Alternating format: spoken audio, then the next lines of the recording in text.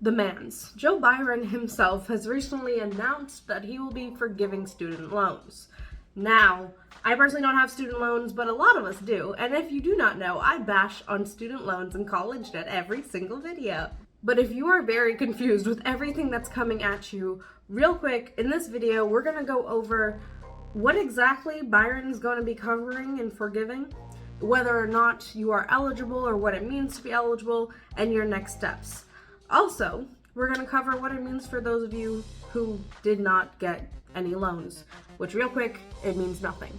If you already paid off your loans and you did not get any loans, it means nothing. This is really for those who are struggling, and I know it might suck if you had to fight arm, tooth, and nail to actually go through, but we'll cover that later. Now, before I continue, I'm going to say real quick that there is not much information out there.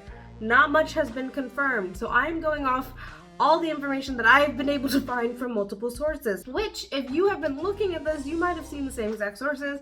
I'm going to compile it for you, make it a little bit simpler, and I'm going to keep on this topic 110% to make sure that we get everyone the forgiveness that they deserve, because ain't nobody paying the Department of Education thousands of dollars. Now, to start off, how much is being forgiven, right?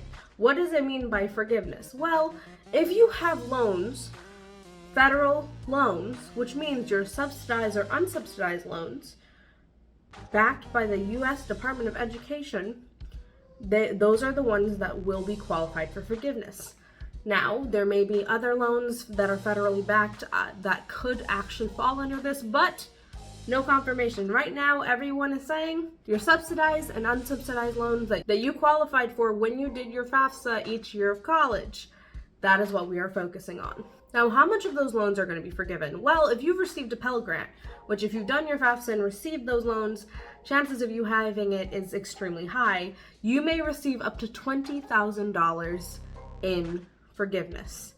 Of course, it says up to, so we don't know the exact amounts, and I'm sure we're going to get a breakdown on calculations on exactly how much each person's going to get based off of your income and your contribution and everything else.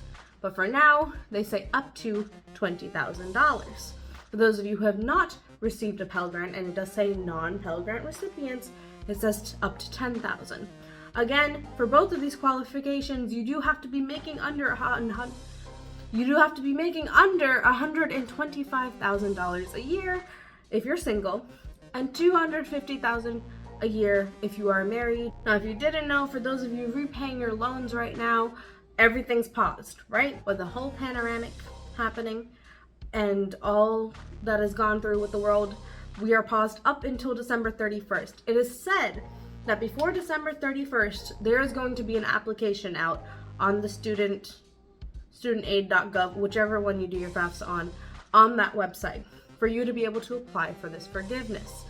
Which is why, in order to make sure that you are continuing to get these updates, not only from other news sources and me, if you'd like to, there is currently a link on the student.gov website where you can go and apply for the newsletters. However, if you have tried to do that in the past few days, you will realize that it is completely booked up, as in you try to go in and you will be waiting for hours trying to get into that website.